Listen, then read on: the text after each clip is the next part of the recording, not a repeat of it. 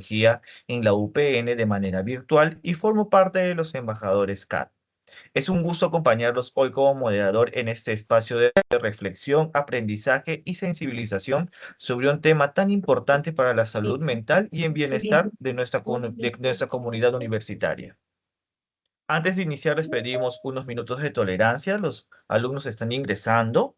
Hoy tendremos el honor de contar con la presencia del magíster Luis Goncalves Boggio, profesor adjunto de la Facultad de Psicología de la Universidad de la República de Uruguay desde 1989.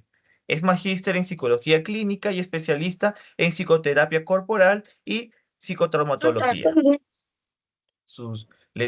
Durante la charla les invitamos a participar activamente en los espacios. Les pedimos por favor sus micrófonos, mantenerlos de manera regular. Les pedimos levantar la mano o escribir con sus preguntas en el chat. Agradecemos el respeto y la escucha activa durante cada intervención. Sus micrófonos, por favor. Recuerden que hablar sobre salud mental también es una forma de cuidarnos. Pueden ir anotando sus preguntas o reflexiones para la ronda final.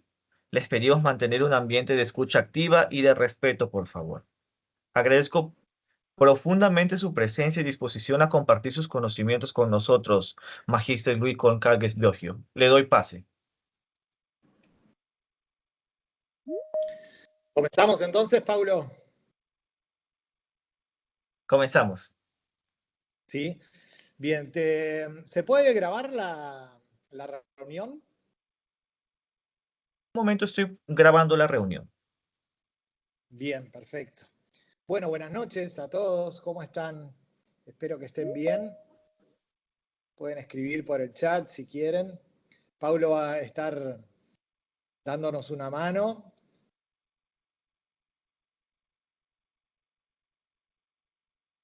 Bien, ahí estaba viendo si alguien estaba escribiendo en el chat.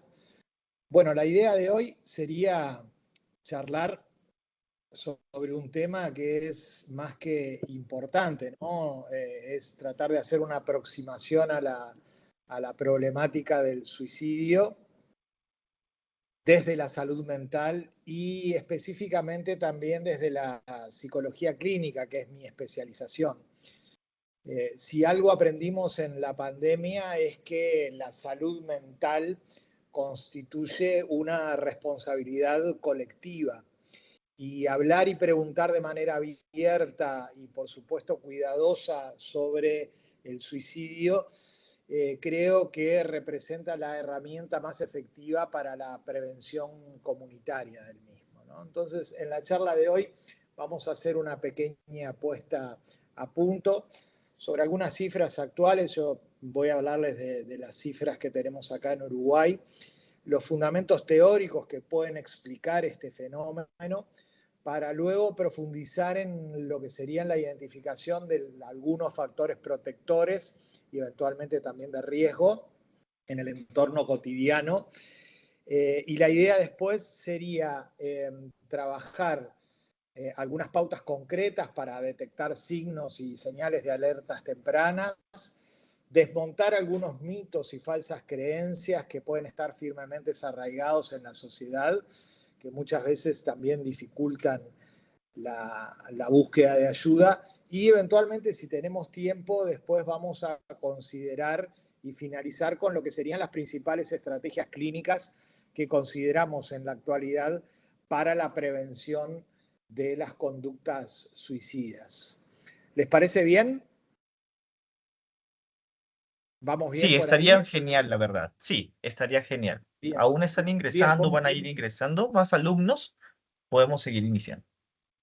bien, perfecto. ¿Podemos pasar a la próxima diapo, Paulo? Bien, ahí tenemos en esa diapositiva, tenemos una aproximación a lo que sería el acto suicida o la conducta suicida. Generalmente se hace una discriminación entre conducta y acto suicida. Ustedes la pueden leer, van a ver que es un fenómeno complejo, con múltiples implicaciones.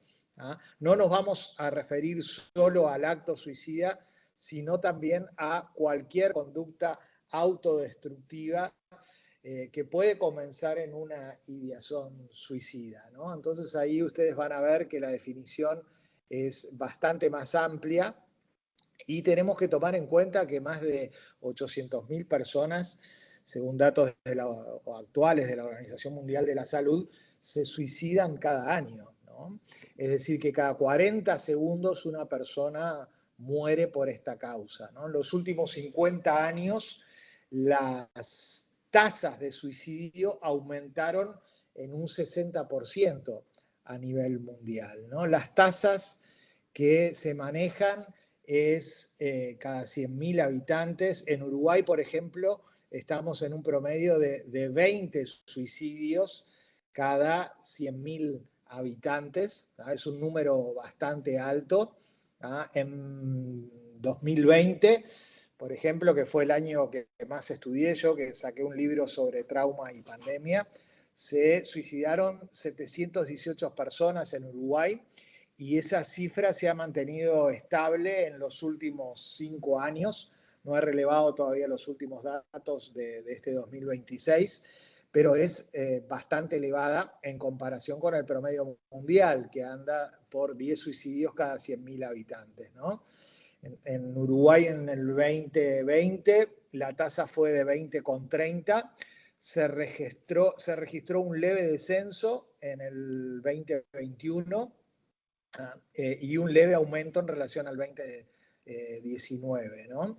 Les decía que la media a nivel mundial se ubica en 10 cada 100.000 habitantes, ¿no? Otro dato importante para compartir con ustedes es que 8 de cada 10 personas que se suicidan en la mayoría de los países son hombres, es un porcentaje internacional. Esa proporción se mantiene históricamente en el mundo, no solo en Uruguay, sino en el mundo, y el dato es casi a la inversa en los intentos de eliminación. El dato es de 7,8 en intentos de autoeliminación en mujeres más que en hombres, ¿no? Un dato importante que tuvimos en la época de la pandemia y que para mí fue muy impactante es lo que advertimos acerca del aumento de los suicidios en las personas más jóvenes, ¿no? El suicidio es la primer causa de muerte del grupo etario entre 15 y 24 años en 2020 en nuestro país y podríamos decir que se quitó la vida un joven cada 3 días. En el caso Wow. de los adolescentes de entre 15 y 19 años, se registró un aumento de los suicidios en comparación con el año anterior, o sea, con la pandemia, de un 48,2%, si se observan las tasas cada 100.000 personas. Así que estamos hablando de otra pandemia para los jóvenes, ¿no? Luego de que se suicida un adolescente, por ejemplo, ¿no? O eventualmente un estudiante universitario, tenemos que tomar en cuenta que no solo hay un trauma primario, sino que hay un trauma secundario, Así es. terciario y cuaternario. O sea, hay más de 100 personas que quedan afectados. Cuaternario sería el trauma que a veces sucede con el doom scrolling, ¿no? El hecho de estar exponiéndose permanentemente a esa noticia y de estar viendo las imágenes de esa noticia. El trauma terciario tendría que ver con todas las personas que pueden asistir a una persona que suicide o a los familiares que sobreviven al suicidio, ¿no? Esto que podemos definir, y no nos va a dar la charla de hoy para trabajar, pero todo lo que tiene que ver con el tratamiento con las personas que sobreviven al suicidio, ¿no? Con la culpa y eventualmente la vergüenza, la tristeza, la bronca, el miedo al futuro que puede sobrevenir después de que una persona cercana se suicida, ¿no? Y ahí entramos todos los profesionales que asistimos, de enfermeros, bomberos, policías, trabajadores sociales, bueno, vecinos, compañeros de clase, y por supuesto los familiares directos, ¿no? Todo lo que tiene que ver con la traumatización primaria y secundaria tiene que ver con la posibilidad de haber asistido en ese momento a la situación, de haberlo bajado, en el caso de una persona que se haya ahorcado, o haber estado acompañando, y el hecho de haber sido testigo de ese suicidio. ¿Hasta ahí vamos bien? ¿Sí? Sí, vamos bien. Bien, perfecto. Bien, los suicidios en nuestro país, en el Uruguay, son la segunda causa de muerte violenta, ¿no? Siendo un problema social que produce un impacto significativo en el entorno de quienes permanecen vivos, como dijimos, ¿no? Entonces, tenemos que tomar en cuenta que un suicidio siempre es un acto multideterminado, en donde las motivaciones generalmente están mezcladas e intervienen diversos aspectos afectivos y sociales. Ni el suicida es un cobarde, ni matarse es un acto de heroísmo, ¿no? Para algunas personas, el dolor que sienten es tan insoportable que no encuentran otra solución que quitarse la vida.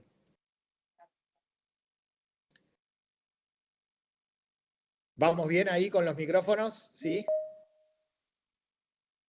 Capaz que hay que silenciar alguno, ¿no, Paulo? ¿Tú te encargas de eso? Sí, ya se ha realizado. Bien, perfecto. Entonces les decía que uno de los mitos que vamos a trabajar más adelante es el referido a la enfermedad mental. No necesariamente una persona que se suicida tiene una enfermedad mental previa, ¿no? Sino que el dolor que sienten es tan insoportable que no encuentran otra solución que quitarse la vida. Estamos hablando de un dolor mayúsculo más una situación.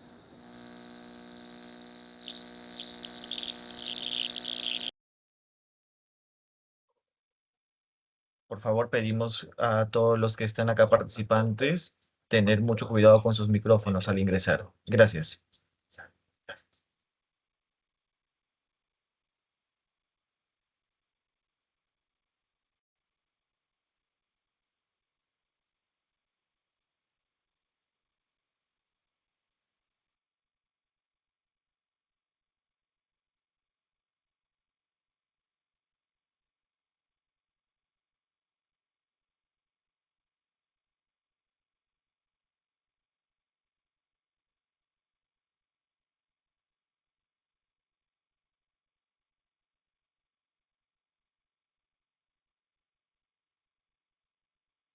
Luis, tu audio, por favor.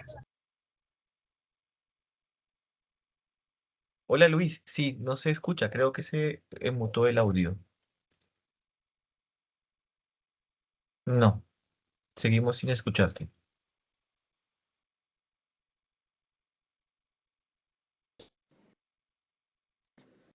Bien, ahí sí.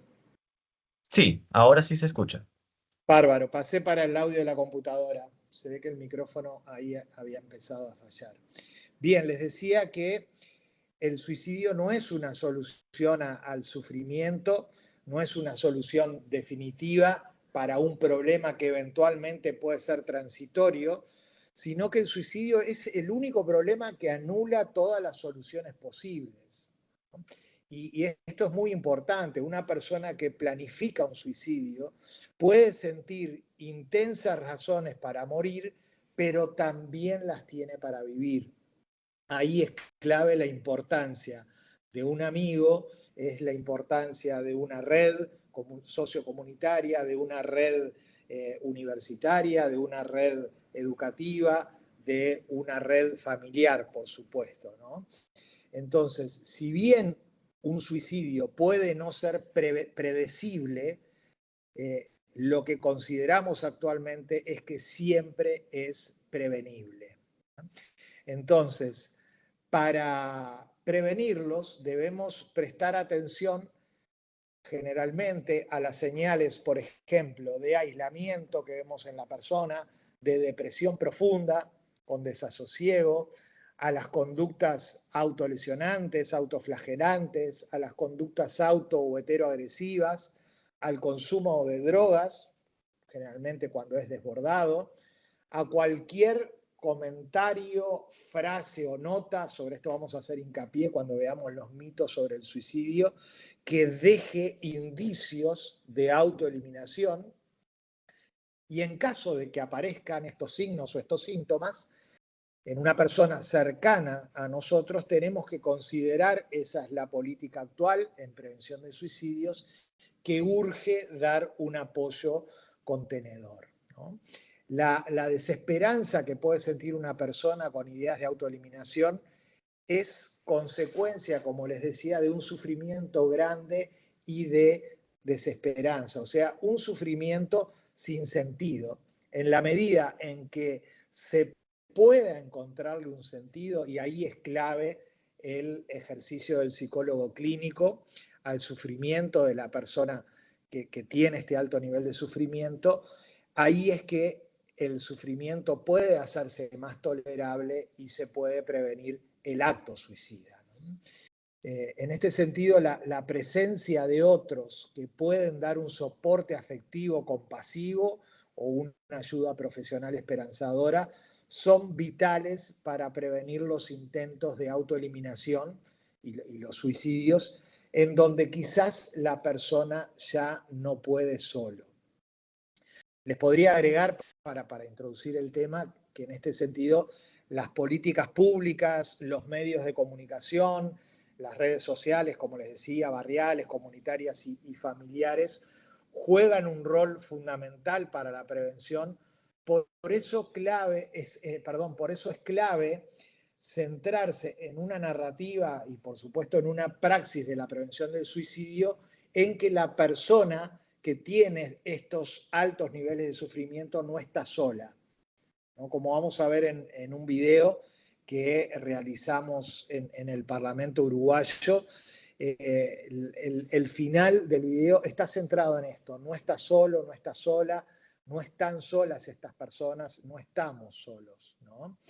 Desde la presidencia del Senado del Parlamento en el año 2020-2021 se me pidió la asesoría, el respaldo técnico y la participación en el video de adhesión que hizo el Senado de la República de mi país, de Uruguay, al Día Nacional de Prevención del Suicidio, y el mismo se filmó en el Parlamento para difundir en redes sociales en base a un guión que estuvo redactado en función de estos preceptos. Si te parece bien, Paulo, lo podemos cliquear. Creo que está en la lámina que sigue.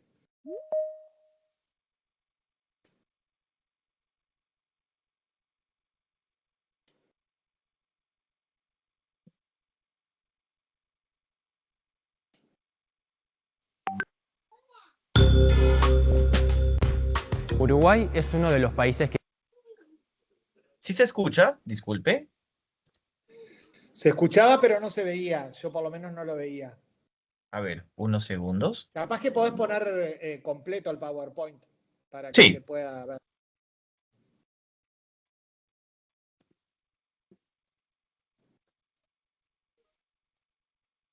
Lo mismo el video, Paulo.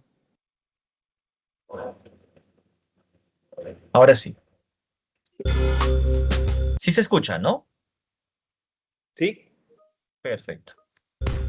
Uruguay es uno de los países que tiene la tasa de suicidios más altas en la región. El suicidio de tantos uruguayos es un problema que interpela a toda nuestra sociedad. Para algunas personas, el dolor es tan insoportable que no encuentran otra solución. Un suicidio siempre es un acto multideterminado y las motivaciones pueden ser afectivas y sociales, entre otras. La presencia de otros que puedan dar soporte afectivo esperanzador y ayuda profesional compasiva es vital. Dentro de las políticas de prevención del suicidio contamos con la línea Vida. Es una línea gratuita que funciona las 24 horas del día y es para toda la población sin distinción de su prestador de salud. Una persona que planifica un suicidio puede sentir intensas razones para morir, pero también las tiene para vivir. Si hablamos del tema, podremos responder mejor y entre todos ayudar a disminuir la cantidad de suicidios en el país. A su vez, la pandemia nos hizo poner el foco en los aspectos relacionados con la salud mental.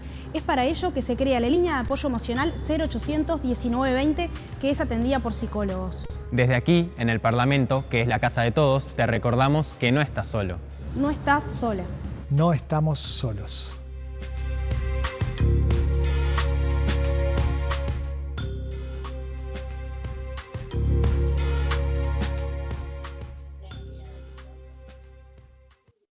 máximo. Bien, podemos volver a las diapos si querés. Podemos pasar a la otra si querés, Paulo. Ahí va, y podemos comenzar con los mitos sobre la prevención del suicidio, ¿no? Me decía Andrea que ustedes tienen una línea de prevención del suicidio y es muy importante. Andrea, me habías pasado el número, ¿no? de esa línea.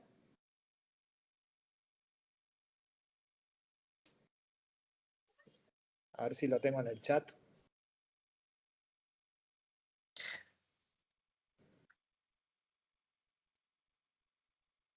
Tenemos una línea de prevención de suicidios acá en el Perú. Es la línea 113. Están Exacto. habilitadas durante las 24 horas del día. También puede ser anónimo. También te reciben psicólogos. Como usted y él en el video lo dijo, no está solo.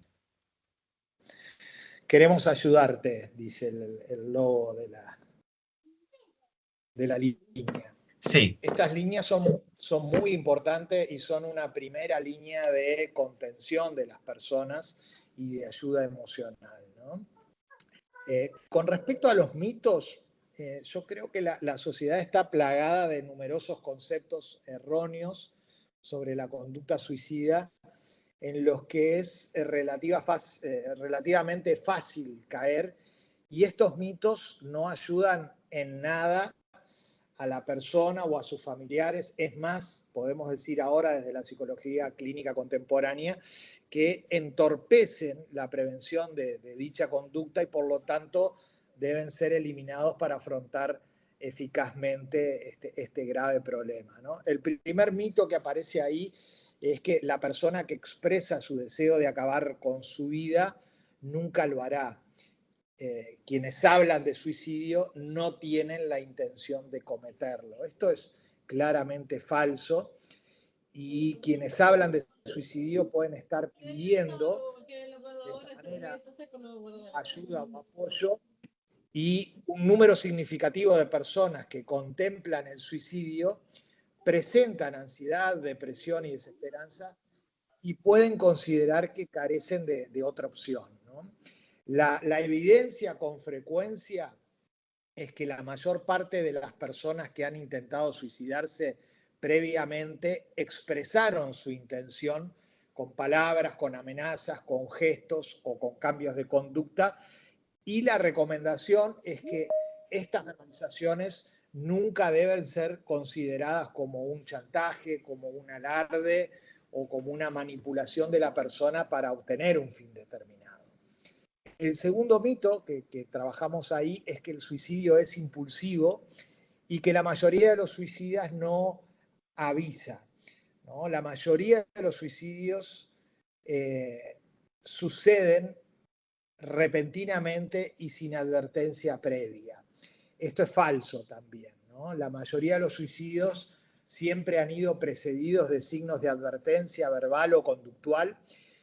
Algunos suicidios se cometen, llegan a cometerse sin advertencia previa, pero es importante siempre tomar en cuenta y conocer los signos de advertencia y tenerlos presentes, ¿no? La evidencia es que el suicidio puede ser el resultado de un acto impulsivo, repentino, o de una planificación muy cuidadosa. Y en ambos casos, casi siempre, existen signos directos o indirectos, verbales o no verbales, pistas o advertencias de riesgo suicida.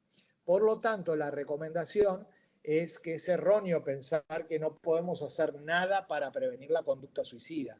El suicidio y o sus intentos, ¿no? En muchas ocasiones se pueden prevenir, y es por ello es que es importante aprender a detectar las señales de alerta de riesgo inminente y que conozcamos cuáles son los factores que reducen o incrementan su aparición.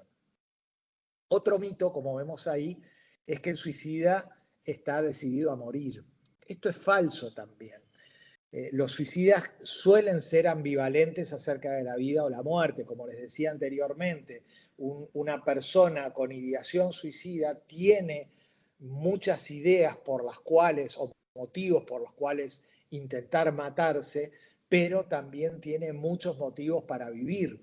Por lo tanto, alguien puede actuar impulsivamente, por ejemplo, no sé, al consumir psicofármacos, al beber un plaguicida y morir pocos días después, pero podría haber preferido seguir viviendo, ¿no?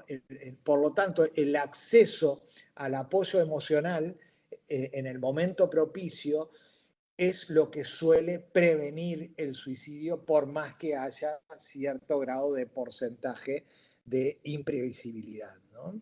Otro mito, pasamos adelante, si querés, Paulo, es quien haya sido suicida alguna vez nunca dejará de serlo. Esto es falso, ¿no? El mayor riesgo de suicidio suele ser de corto plazo y específico según la situación, pero aunque los pensamientos suicidas puedan regresar y ser recurrentes, no son necesariamente permanentes. Quien haya tenido pensamientos o intentos suicidas puede llevar después una larga vida y una vida sana. De ahí que sea muy importante el apoyo familiar, el apoyo sociocomunitario, el apoyo institucional, en el caso que estemos hablando de instituciones educativas, universitarias, por ejemplo, pero también el tratamiento conjunto entre psicólogos clínicos y psiquiatras que tienen que estar comunicados entre sí. Otro mito es que solo las personas con trastornos mentales se suicidan. Esto es falso, como hemos dicho anteriormente, y la verdad es que el comportamiento suicida indica una desesperanza, un sufrimiento, una infelicidad profunda, pero no necesariamente un trastorno mental, ¿no? Hasta hace poco se consideraba que el 90% de los suicidios tenían un trastorno mental previo. Muchas personas que viven con trastornos mentales no son afectadas con el comportamiento suicida y no todas las personas que se quitan la vida tienen un trastorno mental. Hay personas que están en un estado de salud mental generalmente estable, que tienen una crisis aguda, que están en una situación económica de mucha bonanza, que son personas exitosas y aún así se suicidan, ¿no? Entonces, podríamos decir que no hay un patrón necesariamente o un perfil, sí que existe un sufrimiento enorme, unido a esa desesperanza que decíamos anteriormente, que hace posible que la vida no sea vivible. En cualquier momento, a nosotros, yo esto lo recalco mucho en las charlas, la vida se nos puede caer, la vida se te puede caer sin ánimos de ser alarmista, ¿no? Frente a un miedo a quedar para atrás, por ejemplo, frente a una situación de desocupación, en un 40 plus, en un 50 plus, en un más 40, más 50, puede aparecer la ideación suicida, por ejemplo, ¿no? Frente a una ruptura amorosa, etcétera, etcétera. Lo que tenemos como evidencia, sí, es que el suicidio es multicausal y que muchos problemas pequeños pueden llevar al suicidio, y lo que para unos puede ser nimio, para otros puede ser algo catastrófico, ¿no? Entonces la recomendación siempre es valorar desde nuestro punto de vista lo que para otros puede ser más o menos grave, puede llevar a que infravaloremos el dolor que le puede causar a otra persona. Entonces, ahí es muy importante el análisis de la implicación de cada persona. El último mito que quería compartir con ustedes, puede haber más, ¿no? Pero creo que estos son algunos de los 6 principales, que son más deleterios a la hora de la prevención de la ideación suicida o del acto suicida, del comportamiento suicida, es que hablar del suicidio es una mala idea y puede interpretarse como un estímulo, ¿no? Preguntar a una persona si está pensando en suicidarse puede incitarle a hacerlo. Esto es falso, ¿no? Dado el estigma generalizado que hay alrededor del suicidio, la mayoría de las personas que contemplan el suicidio no saben con quién hablar. Si nosotros le agregamos a esto una inducción al silencio desde el punto de vista social, en lugar de fomentar el comportamiento suicida, en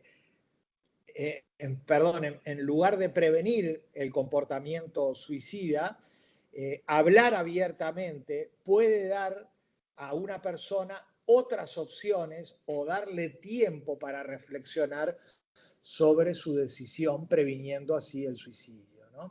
Entonces, condenar a las personas a sufrir en silencio es una de las situaciones más fatales que podemos encontrar en términos familiares, por ejemplo, o en términos comunitarios, o en términos de una clase, o en términos de un equipo de fútbol. La inducción al silencio implica mirar para otro lado desde el punto de vista institucional, desde el punto de vista sociocomunitario, y es muy peligroso ya que condena a las personas a no pedir o a no recibir la ayuda que pueda estar necesitando, ¿no? Entonces, la evidencia, ¿qué es lo que muestra? Es que está demostrado que preguntar y hablar con la persona sobre la presencia de pensamientos suicidas disminuye el riesgo de cometer el acto. Entonces, la recomendación es preguntar, escuchar a nuestro familiar sobre sus pensamientos y emociones relacionados con la conducta suicida, porque eso va a aliviar la tensión, va a aliviar los estresores. Y es muy importante que adoptemos una disposición de escucha auténtica. Después vamos a hablar sobre cómo serían las condiciones de esta presencia, que pueda ser muy cuidadosa, que pueda ser muy respetuosa y que indique una preocupación y que deseamos ayudar a esta persona, ¿no? Que estamos en contacto con lo que esta persona necesita. Discutir o minimizar estas ideas es una actitud absolutamente equivocada que formó parte del sentido común, incluso de algunos psicoterapeutas que no tenían una formación especializada y que optaban por ejemplo, incluso en medios masivos de comunicación, de no hablar sobre la conducta suicida. Por lo tanto, este mito está muy relacionado a que la persona que se quiere suicidar no lo dice, no lo habla, ¿no? Esto es falso también. Y la evidencia que nos dice que de cada 10 personas que se suicidan, 9 expresaron o expresan claramente sus propósitos y la otra dejó entrever sus intenciones de acabar con su vida. Por lo tanto, es importante saber que solo un escasísimo número de suicidios se produce sin aviso y la mayoría de los suicidas dan avisos evidentes de sus intenciones. Por lo tanto, la recomendación es que es muy importante que si detectamos que un familiar nuestro, un compañero de clase, se encuentra en una situación de riesgo suicida, hablemos sobre ello, le preguntemos sobre ello, lo acompañemos, estemos todo el tiempo presente para tomar contacto con qué es lo que necesite y de esa forma tomaríamos en serio también todas las amenazas de autolesión que esa persona se pudiera provocar. Bien, ¿hasta ahí vamos bien? ¿Tenemos alguna duda o consulta? Sí, adelante. ¿Las tenemos en el chat? Vamos a verificar a ver si tenemos alguna duda o consulta. No, no por el momento. Yo Bien, tengo una sí, yo no. consulta muy propia que yo quiero Sí, consultarle, Luis. Por ejemplo, nosotros desde nuestra perspectiva como alumnos, desde nuestro rol como alumnos, que siempre estamos en contacto con nuestros compañeros en el día a día, ya sea, por ejemplo, nosotros que estamos en una modalidad virtual, hablo en mi caso, ¿cómo podemos tener, por ejemplo, estas pautas? ¿Cómo podemos verificar que alguno de nuestros compañeros está pasando algo intenso dentro de sí? ¿Cómo nosotros podemos identificar desde nuestra modalidad virtual? Que yo entiendo que desde la modalidad física es un poco más fácil porque tú ves los cambios, pero ahora con esta modalidad virtual, ¿cómo nosotros desde nuestro punto como estudiantes, cómo podemos ver y hablar sobre esto? ¿ustedes no retornaron a la presencialidad? No, nuestro programa tenemos en la UPN varios tipos de programas. En mi caso, por ejemplo, mi programa es 100% virtual. Tengo clases 100% virtuales con compañeros que están 100% virtuales desde diferentes partes del Perú y hasta el mundo. Bien. Mirá, hay características sociodemográficas y características clínicas que hacen a una situación general, ¿no? Tú me estás planteando algo puntual que sería, si hubiera una línea de detección del suicidio, ¿cuáles serían los componentes claves? Obviamente los componentes claves para lo puntual serían las huellas de conducta que puede dejar algún compañero con algún comentario que te decía, por ejemplo, o con algún signo específico que habíamos nombrado anteriormente. A nivel de características sociodemográficos, esto para pensarlo en términos generales, la universidad, la mayor predisposición la vemos en varones jóvenes, en hombres mayores, generalmente se da incluso en mayores de 60 años, se da, por ejemplo, en términos de relaciones afectivas, se da más en personas divorciadas, separadas o viudas, en personas socialmente aisladas, ¿ah? Y en este sentido habría una mayor tendencia a que pudiera haber un mayor aislamiento en agricultores, en zonas rurales, por ejemplo, que en zonas urbanas, por ejemplo. En Perú, yo creo que hay que tomar en cuenta la variable indígena como una variable importante. A nivel internacional, la variable de las poblaciones indígenas tienen una mayor predisposición al suicidio, por ejemplo. Personas que hayan pasado por confinamientos importantes, ¿no? Haber sido presos, por ejemplo, personas privadas de libertad, personas que hayan tenido cambios sociales significativos, disruptivos, por ejemplo, la pérdida de una condición social, la pérdida de estatus social, personas que estén bajo una situación de estrés significativamente importante, frente a duelos significativos, por ejemplo, ¿no? O personas que puedan estar viviendo una situación delicada desde el punto de vista socioeconómico, haber quedado fuera del mercado de trabajo y que les cueste muchísimo llevar adelante sus tareas de estudio, por ejemplo, ¿no? A nivel de características clínicas, ¿qué le podíamos agregar? Personas con enfermedades mentales actuales o pasadas, ¿no? Hay un 10% de más probabilidades en personas esquizofrénicas de las que no lo son, personas que recientemente hayan sido ingresadas o egresadas de un hospital psiquiátrico con síntomas, creo que los más importantes son depresiones mayores, los síntomas psicóticos o eventualmente ideas o fantasías suicidas, obviamente, ¿no? A esto le podíamos agregar usuarios de drogas y personas que tengan un perfil mucho más de consumo de bebidas, de alcohol. ¿Ah? La otra variable importante que la pueden tener o no, pero que hay que tomar en cuenta es personas que ya hicieron algún intento de suicidio o que hayan tenido familiares que se suicidaron, que estos compañeros puedan haber relatado que dentro de sus familias hayan habido familiares que se suicidaron. Y el otro componente capaz es que la persona pueda tener alguna enfermedad física crónica o grave, ¿no? Creo que serían como los elementos a tomar en cuenta, ¿no? Pero siempre hay que estar muy atento a las señales que puede dar estas personas, ¿no? Pero es muy importante lo que planteas, Paulo, porque el dualismo entre la presencia y la ausencia y la proxemia, la distancia física, emocional y también vincular y espiritual que tenemos nosotros al haber pasado casi en su totalidad, en el caso de ustedes, a espacios virtuales de aprendizaje, puede ser un estresor más en personas que puedan tener esta predisposición.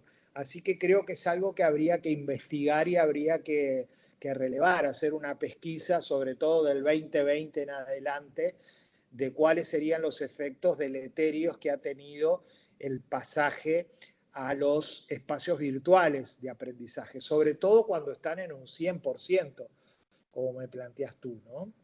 De acuerdo. Bien. De acuerdo. Sí, Pasamos a... Sí, pasamos a la otra diapo, ¿te parece, Paulo? ¿Estamos bien de tiempo? sí, estamos bien de tiempo. ¿Les interesaría desde la psicología clínica pensar cómo intervenir en pacientes con intentos de autoeliminación o con ideación suicida? Definitivamente, nos encantaría aprender estas herramientas. Bien, perfecto, muy bien. Ahí veo que están comentando en el chat. Bueno, cuando trabajamos en psicología clínica es importante indagar. Ahí yo planteé con conductas suicidas, ahí estamos, el acto suicida, pero también la ideación suicida. Y tenemos la posibilidad de hacer una intervención inmediata. Esto es como lo clave. Ahora vamos a ver la importancia de la intervención inmediata que está asociado a tu pregunta, Paulo, los ¿De factores acuerdo? protectores que tenemos y la necesidad de discriminar lo que sería el proceso psicoterapéutico en sí de la intervención en crisis. La intervención en crisis tiene que ser una intervención en cero, tiene que tener un componente horizontal, no tiene que estar referido a un sujeto supuesto al saber que va a tener una distancia fría con el paciente, ¿no? Para que el paciente pueda proyectar toda su transferencia en un vínculo psicoterapéutico sedentario, sino que tenemos que hacer una intervención en red, en tiempo cero y horizontal. ¿tá? Esto habilitaría a pensar también la vulnerabilidad de un paciente con ideación suicida desde una perspectiva de vulnerabilidad y de desamparo, pero donde vamos a encontrar también recursos.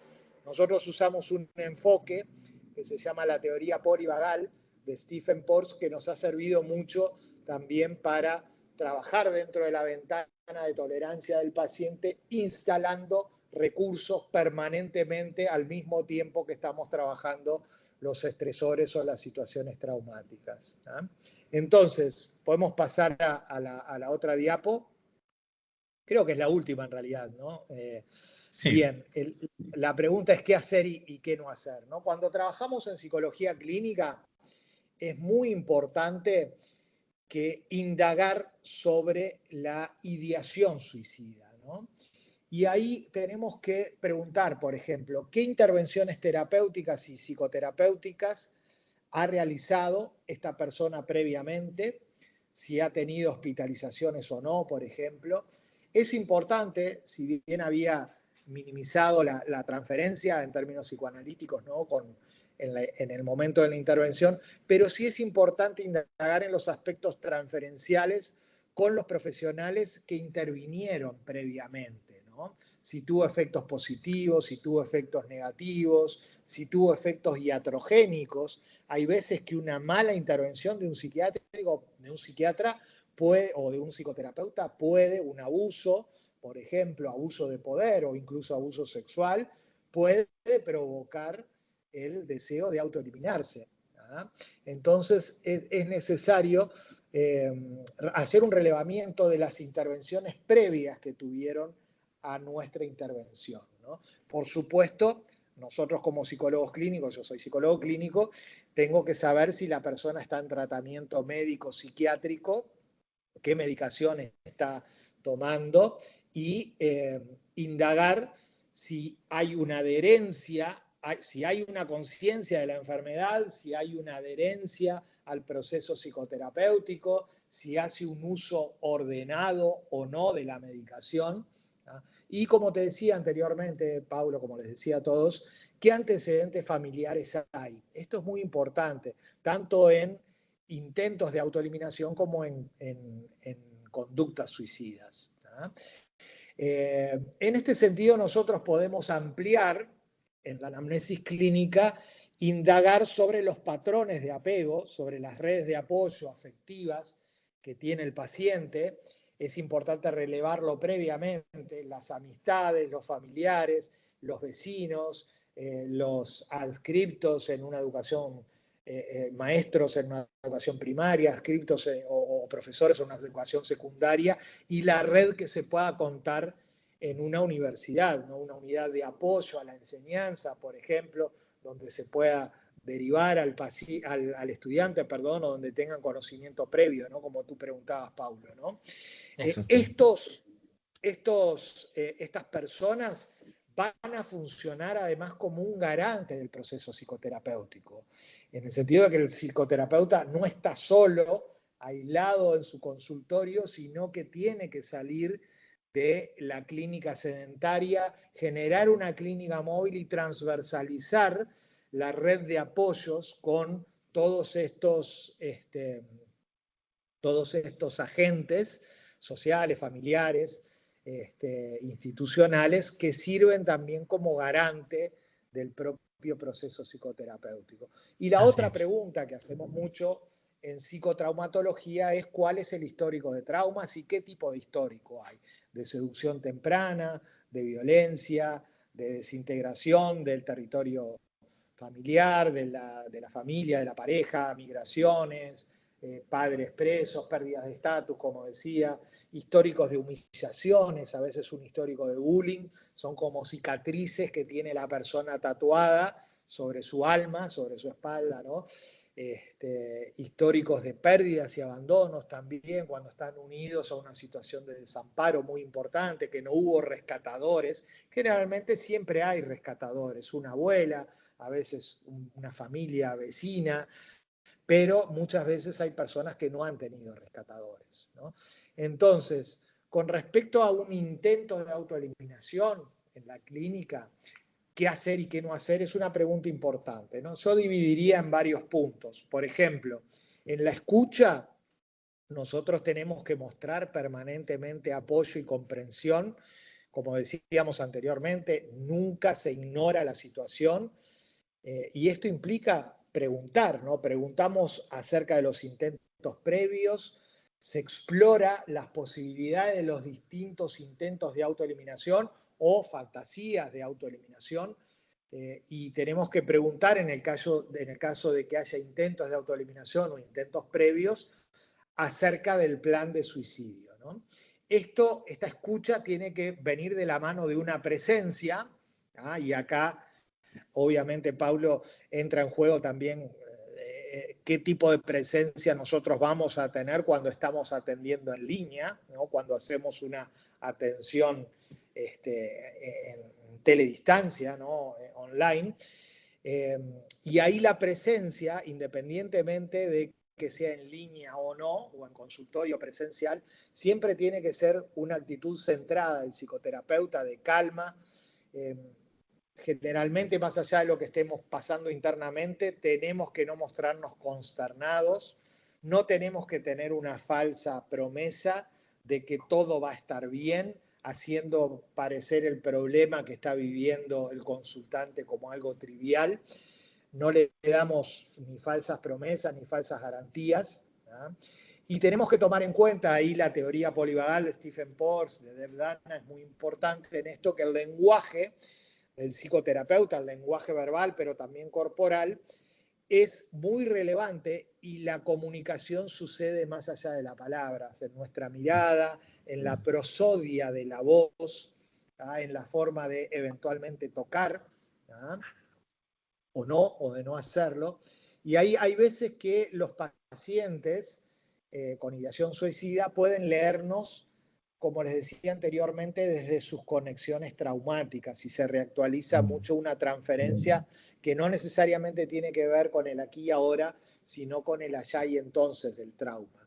Entonces, lo que hacemos, tenemos que tomar en cuenta que puede ser relevante, al igual que lo que no hacemos, y también cómo lo hacemos y en qué momento lo hacemos adquiere mucha importancia, ¿no? Ahí la teoría polivagal, no sé si ustedes han profundizado ya en ella, de Stephen Porges nos da muchas herramientas como para trabajar con la mirada, con la prosodia, con el toque, con la presencia, y es una de las teorías más importantes que trabaja dándole seguridad al paciente. En lo conductual, por ejemplo, buscamos ganar tiempo generando un contrato de no suicidio, ¿no? Y de ser necesario, y generalmente es lo que hacemos, hay que buscar, como les decía, garantes fuera del vínculo psicoterapéutico, pensando en la policlínica psiquiátrica, por ejemplo, de atención, en las sociedades médicas o en los hospitales. En el caso de que nosotros seamos psiquiatras, tener el teléfono del psicoterapeuta tratante.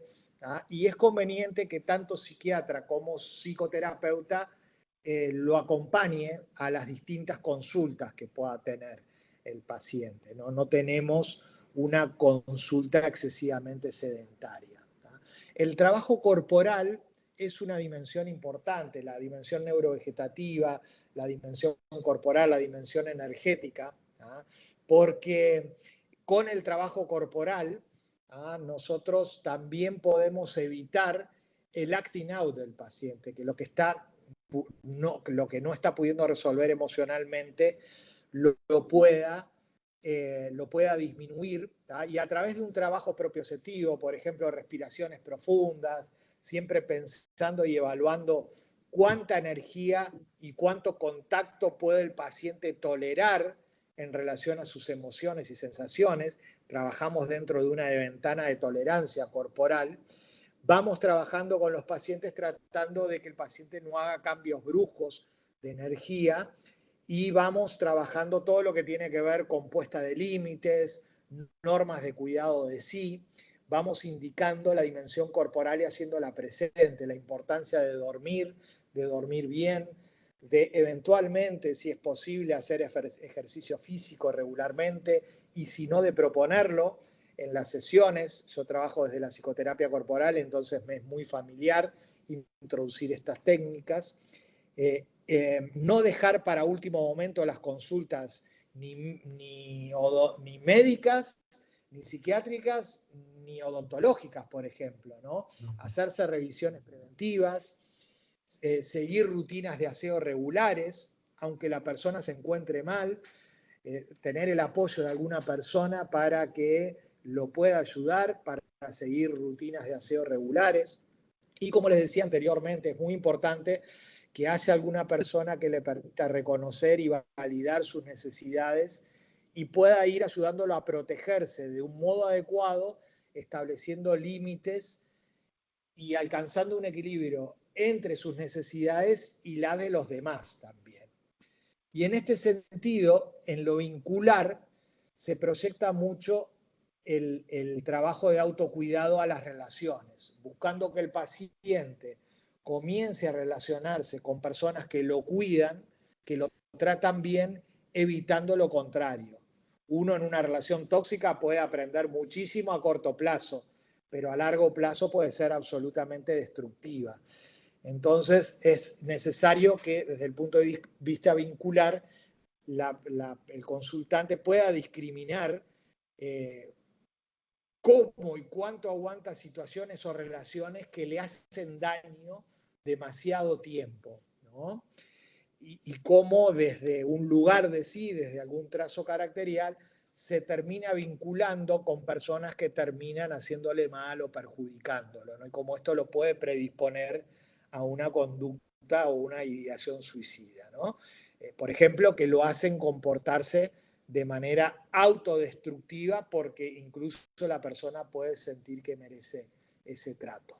Ahí ya estamos entrando en lo dinámico, ¿no? Un intento de autoeliminación o un suicidio, como les decía anteriormente, siempre es un acto multideterminado en donde las motivaciones generalmente están mezcladas e intervienen aspectos conscientes e inconscientes. Lo más importante en el trabajo con el paciente es la intensa ambivalencia que tiene frente a la vida.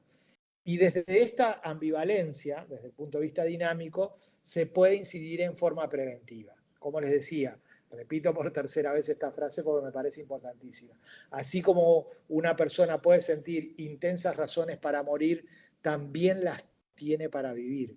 Y si sabe el motivo que lo impulsó a fantasear con sus intentos de autoeliminación, se puede trabajar con mayor eficacia y con mayor empatía las posibilidades de salida de la depresión, por ejemplo, de la psicosis que puede llevar a los intentos de autoeliminación. ¿Ah? Bien, motivos puede haber muchos, como preguntabas tú, Paulo, ¿no? Situaciones intolerables de padecimiento, duelos, remordimiento, culpa, situaciones de tinte melancólico, pérdidas de interés en el mundo, dolor moral por algo jodido que provocamos a nosotros mismos, a un familiar o a otros, desesperanza, pero puede haber también motivos vengativos con el propósito, de arrastrar a otra persona al sufrimiento y de ser testigo de la muerte a modo de chantaje o de demanda también, de demanda de amor. Puede ser una demanda absolutamente fallida de amor, ¿no? Esto implica que una frustración reciente, desamor, la imposibilidad de tolerar pérdidas o frustraciones significativas o constantes a veces, ¿tá? Puede ser un motivo de ideación suicida. ¿tá? Lo mismo la búsqueda de situaciones de riesgo, descuidos o accidentes que pueden estar provocados. La clave para revertir la ideación suicida es la búsqueda de sentido a la vida. Este es el punto central. ¿ah? Descartado una psicosis, descartado una depresión mayor y focalizándose en la estrategia terapéutica, focalizándose en este punto, la estrategia terapéutica tiene que estar sentido en encontrarle, para la redundancia, sentido a la vida. ¿ah?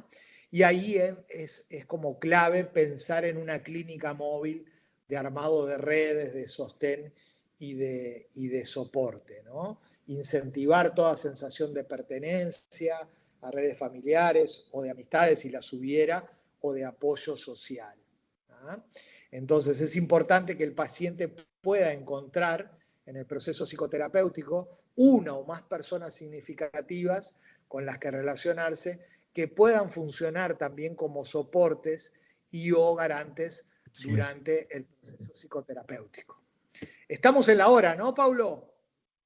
Sí, pero seguimos nutriéndonos cada vez más sobre este tema que es muy importante, la verdad. Que en estos días es un fundamental. Es muy fundamental saber qué hacer, es muy fundamental saber en qué momento intervenir, de qué momento hablar con la persona.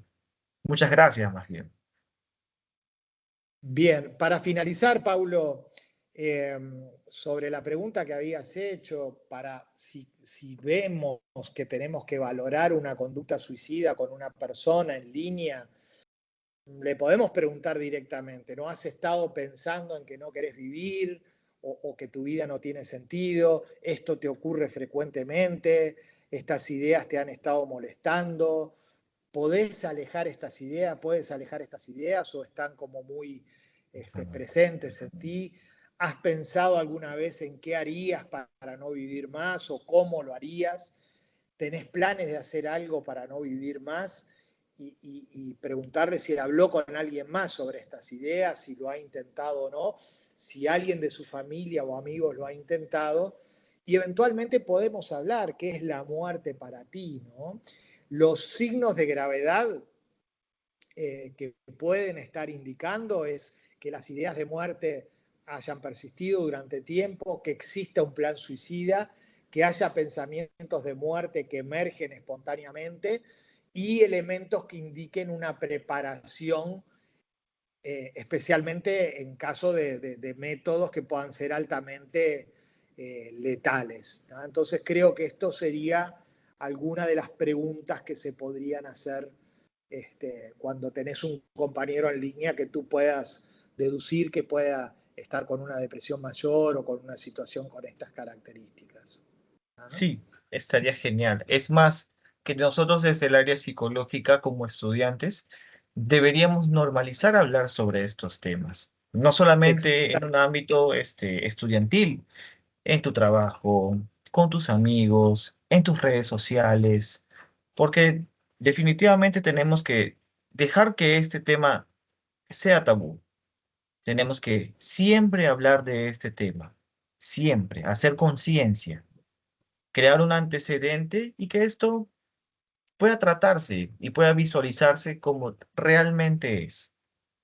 Más bien agradecerte por todo lo que nos has comentado durante todo este tiempo. Ha sido una charla muy nutritiva, al menos yo me voy con muchas herramientas que desde mi campo lo voy a saber ejercer. Sé que también todos los ponentes acá que han estado presentes se van con otra perspectiva, con una perspectiva más clara de qué es lo que podemos hacer nosotros desde nuestro punto de vista, desde nuestro rol como estudiantes. Muchas gracias, más bien, Luis. Bueno, gracias a ustedes y abiertos. Si tienen alguna pregunta, no hay ningún problema en seguir unos minutos más. ¿Alguien acá tiene alguna pregunta? Puede abrir su micro, no hay ningún problema. Buenas noches, disculpe, buenas noches, doctor. Buenas noches a Sí, Buenas todos. noches, ¿cómo estás? Solo una pregunta. En Sí. el caso de lo que se refiere a lo que son las personas adultas, sabemos que tienen diferentes situaciones, o problemas, ¿no? Esto conlleva un suicidio. En el caso de un adolescente, un niño, por ejemplo, de 12, 13 años, hay una diferencia, ¿no? Bastante abismal, que ellos a veces determinan quitarse la vida. Y en esos casos, por ejemplo, ¿qué podríamos hacer? ¿Cuál sería nuestro proceder, se podría decir, si en caso un niño tiene ya indicios de querer suicidarse, porque está presentando, por ejemplo, lo que es el Cuttings, lo que es problemas de hacerse daño por sí solo? Entonces, en este caso, ¿qué podríamos nosotros hacer para que este niño no ya no tenga esos pensamientos? Necesariamente nos indican que debería de ir a un psiquiatra, pero no sé, eso me gustaría que de repente un poco me aclare, doctor. Bien, excelente, muy buena tu pregunta. Bueno, bajo la premisa de que los trastornos de salud mental y comportamientos como el problema de la ideación suicida o, bueno, conductas autoflagelantes, por ejemplo, que a veces los adolescentes pueden tener en este conflicto que hay entre su yo infantil y su nuevo yo adulto corporal, puede tener la exacerbación de algunos conflictos. Tenemos que tomar en cuenta la importancia del entorno familiar a la hora de prevención de estos comportamientos, ¿no? Generalmente lo que se ha relevado en investigaciones es que existen entornos familiares donde la presencia constante de tensión y malestar van generando dinámicas complejas que alteran, digamos, la trayectoria del desarrollo emocional y de la salud mental de los adolescentes. Esto lo vemos específicamente cuando se cristalizan ya trazos de personalidad como el trastorno límite de personalidad en adolescentes. Y bueno, puede haber también estados depresivos mayores, ¿no? Algunos autores mencionan que adolescentes con comportamiento suicida tienen dificultades para tolerar eventos emocionalmente estresantes y presentan un estilo más impulsivo de comportamiento. Y esto lo vemos, por ejemplo, en la dificultad para establecer relaciones interpersonales, tienen mucho sentimiento de enojo, de culpa, acompañados de una pobre autoestima y de pocas habilidades para resolver problemas. Tienen comportamientos a veces mucho más evitativos, no solo de trastornos de personalidad limítrofe, sino también evitativos. Vemos trazos obsesivos de impulsividad, mucho pesimismo, poca flexibilidad cognitiva, introversión social, baja autoestima y altos niveles de ansiedad y depresión. Y una de las características, esto es lo difícil, a veces es difícil ser padre de adolescentes, a veces es difícil ser psicoterapeutas de adolescentes, porque es difícil ser adolescentes, a veces tienen rechazo del tratamiento. Entonces, cuando hay un consumo de sustancias, por ejemplo, encontramos un mayor riesgo de ideación o de intentos de suicidio. Y vamos a ver en adolescentes que las muertes por suicidio están mayormente relacionados con el consumo de alcohol y de drogas, por ejemplo, ¿no? Lo que vemos para prevenir a veces es la conducta autolesiva de adolescentes, la depresión, el rasgo de trastorno de personalidad limítrofe, les decía, y algunas conductas obsesivas y evitativas, ¿no? ¿Qué es lo que hay que hacer? Hay que contribuir a la calidad de vida emocional de los adolescentes. Estos años deberían ser los años de oro de nuestra vida. No solo desde el punto de vista familiar, sino desde el punto de vista social. Y nosotros muchas veces no estamos preparados para que los años de adolescencia de nuestros hijos o de nuestros familiares cercanos, o de los propios adolescentes en la relación que podemos tener pedagógica con ellos, sean los años de oro. Y en esto tendría que estar el enfoque público y el enfoque político, contribuir a la calidad de vida emocional de los adolescentes para que estos sean los años de oro, porque biológicamente es cuando tienen la mayor capacidad metabólica de expandirse, de enraizarse en su propio proyecto, se van desidentificando de los proyectos de los adultos, ¿ah? Y justamente la conducta o el comportamiento suicida tiene que ver con una falta de regulación emocional y una falta de solución de los problemas de base que tienen sobre todo el malestar emocional asociado a sucesos de vida estresantes o traumáticos que experimentan los adolescentes, ¿no? Yo no creo que pueda trabajarse sin hacer terapia familiar y sin incluir el contexto familiar, ¿no? Por supuesto, los adolescentes tienen que tener habilidades de afrontamiento para la nueva toma de decisiones que van a tener en el pasaje a la vida adulta, en la resolución de los problemas, pero tenemos que trabajar mucho los conflictos que se fueron desarrollando entre los chicos y sus padres y los problemas de comunicación que probablemente con una persona que tiene fantasías de autoeliminación o intentos de autoeliminación o conductas autoflagelantes o conductas autodestructivas tiene un deterioro importante en lo que hace a la comunicación. No vemos una comunicación ecológica. ¿Ah? Bien, espero que haya sido de utilidad la respuesta, colega. Sí, espero que también haya sido de utilidad. ¿Alguien más Muchas acá? gracias. Muchas gracias. ¿Tiene alguna consulta? ¿Pueden encender su micrófono? Podemos aprovechar este espacio. Buenas noches. Buenas noches. ¿Me escuchan? Buenas noches, Sí, María. con ¿Cómo está? claridad. Buenas noches. Una consulta. Bueno, ¿qué hacer con una persona que no, que se encuentra, pues, o sea, necesita ayuda psicológica, pero no quiere recibir la ayuda? Es como, es un ya casi con un familiar que he tenido ese tema, sufría de una depresión, que bueno, incluso ha intentado quitarse la vida. Pero ella no quiere asistir al psicólogo. Ella dice, no, no, yo no necesito, no necesito ir al psicólogo. Pese a que ya se le ha llevado, pero ella no quiere, ¿no? Y lo que el profesional menciona es, pero ella si no pone de su voluntad, si no pone de su parte, no voy a poder hacer nada, ¿no? En ese caso, ¿cómo actuar?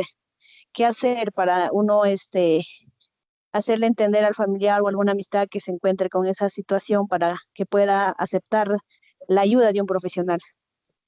Sí, bueno, no sé cómo está la legislación en Perú.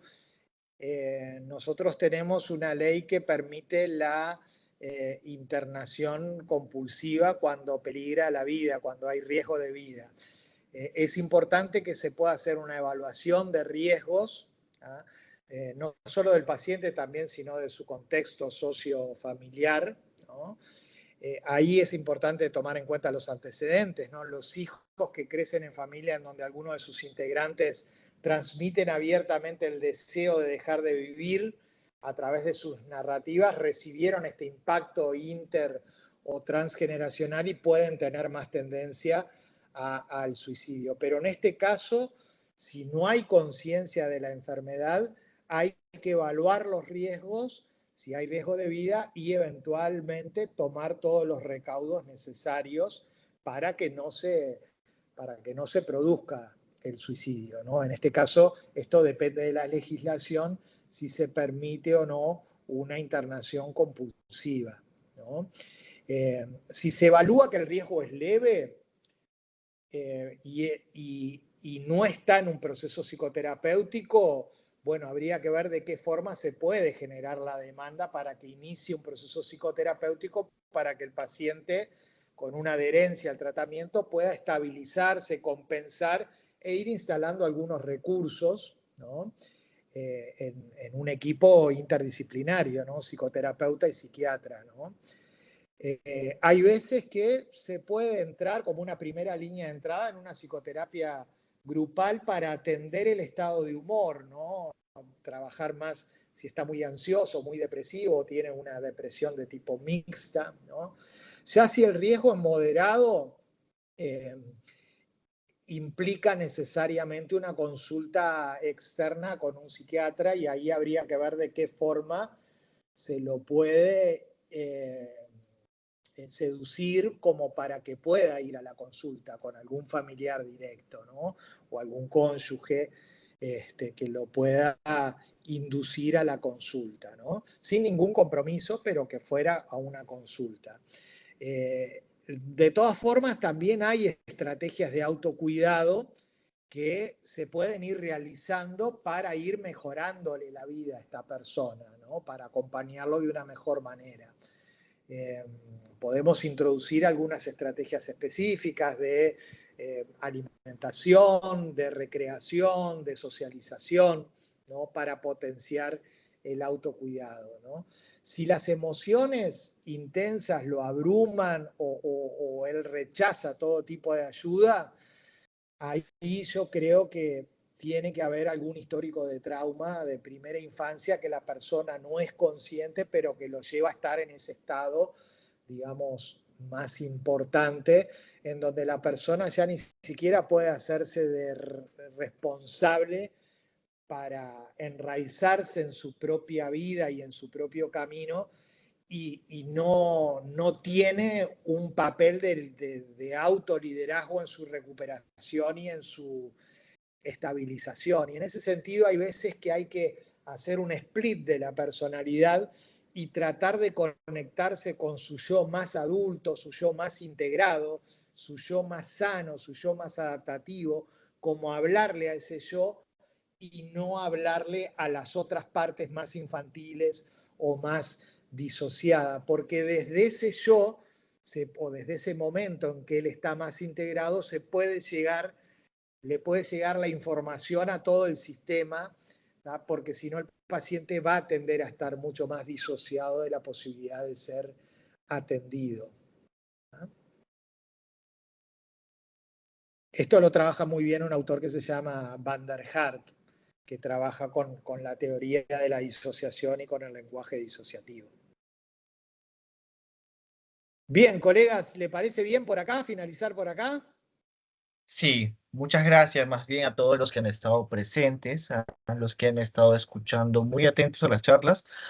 Muy agradecido también con las personas que han puesto sus dudas en el panel, y nos vamos con todas estas herramientas que nos van a ayudar a seguir adelante y a poder ayudar. ¿Alguien más Bueno, si muchísimas tiene alguna? gracias, Paulo y Andrea, Muchas por la gracias. invitación y a las órdenes.